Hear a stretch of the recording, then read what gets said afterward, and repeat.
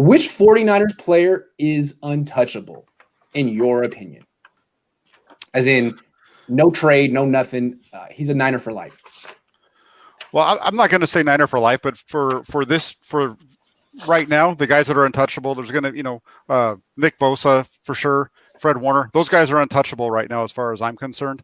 They're in a different situation than what we saw with Buckner last year. Buckner last year was at the end of his contract, and he was a free agent, or going to be a free agent, which is what made him a valuable, a piece to trade.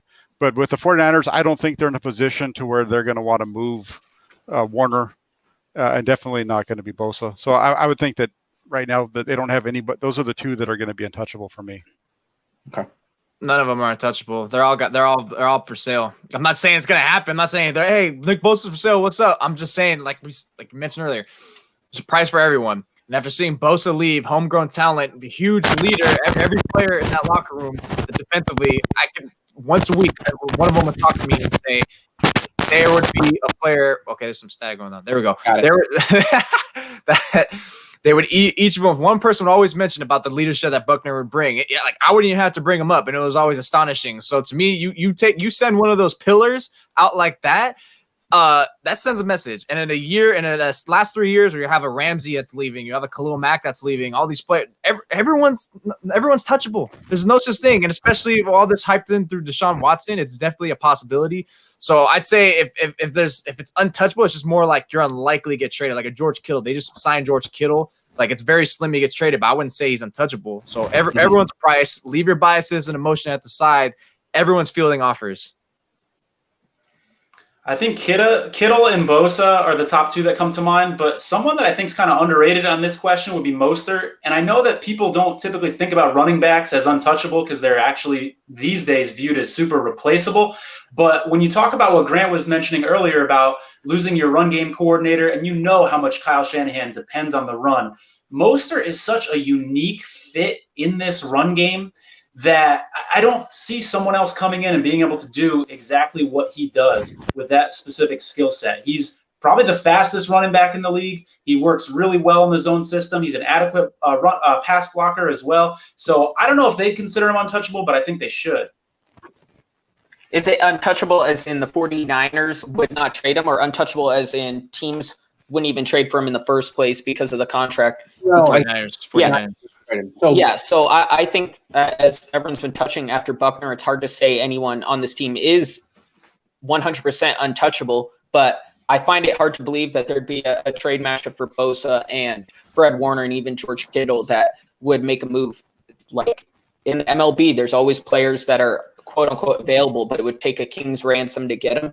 And you'd be crazy to ignore 4 first-round picks for Nick Bosa. But for 1 first-round pick, they would not do that. That type of thing, I think, is with this team, with those 3 guys, they're pretty untouchable. Yeah, I mean, I don't think – I'm with Jose on this. I don't think there's any untouchable player on the team. I mean, as much as you like Fred – I like DeForest Buckner too, and it blew my mind that they traded him. Mm-hmm. But I get it. And what killed me more is that they only got a mid-first for a guy that went 7th overall and improved and then used it on an inferior player. That's what killed me. Everyone has a price. And think about it this way. Everyone wants the Niners to get Deshaun Watson. He's great. Okay. The issue is, what's he going to cost in terms of draft capital? Probably 3 first-round picks, 4 first-round picks, 3 second-round picks, a ton of stuff. But what if Houston comes and says, all right, well, we know you don't want to part ways with half a decade's worth of first-round picks, but what if it's just only 2 first-round picks and Nick Bosa? Yes. What about that? It's like, well, yeah, I'm listening because I like Nick Bosa, but A, he's torn both ACLs, and B, he's not a quarterback. He's not Deshaun Watson. And what if they say, oh, okay, 2 first-round picks and Fred Warner? Well, I'm listening because A, he's a middle linebacker, and B, he's going to be very, very expensive. So, no, there's no one who's untouchable. And frankly, maybe John Lynch to be getting creative like that and talking to Houston about, would you take Fred Warner instead of 2 first-round picks? How much is Warner worth to you? How much is Bosa worth to you? I don't know. Is that crazy?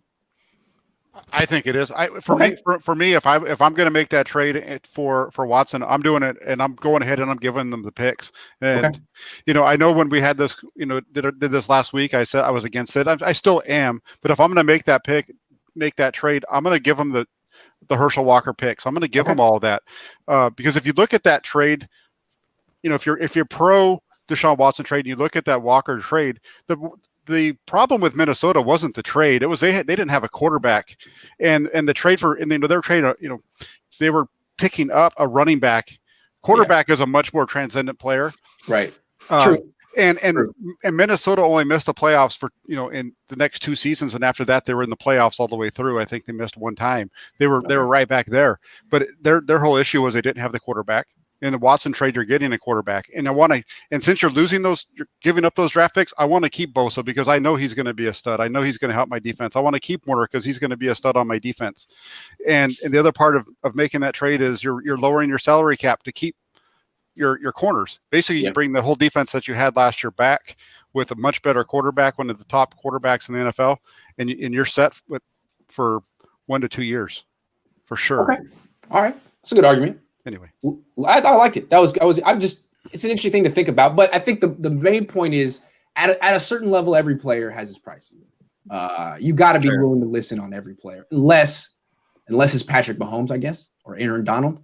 I think with the Buckner trade, the 49ers also show how much they're willing to give in a player and how much they're willing to do one player versus the whole team. Yeah. So that's why I think a Bosa trade would make sense because they know, hey, if we're getting Watson, then we got to get rid of Bosa because we know down the line he's going to cost money. So boom, some money saved right there, and then we cut Jimmy, and that's more money saved. So I just think the longevity is also a vision there.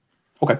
If they do that trade, though, I think D'Amico Ryans better follow Robert Saleh wherever he goes because if that was the case, then you have Watson for the cheap deal this year, but then I think next year it doubles or triples his salary, and you have to find a way to supplement some pass rush. I know they perform well on the interior, but without Kerry Hyder, they would be starting Deion Jordan and Jordan Willis for the next couple of years if they did that trade. So defensive coordinator, whoever it would have to look towards Saleh, I think. What are you trying to say about Deion Jordan and Jordan Willis, Maverick? Well, there are no Nick Bosa, and I think they would have to find a way to supplement a pass rush on the fly without a lot of salary cap. That's hard to me. They're better than Eric Armstead, and Eric Armstead makes a lot of money, so I don't know. I'm just playing. You're right. Okay, I'm sorry. I'm not. Well, then doesn't it help because then Armstead is the number 1 pass rusher for the next 3 years? Doesn't it scare you a little? There you go. Yeah, it does scare you. You're right. I was just being a jerk. I'm sorry.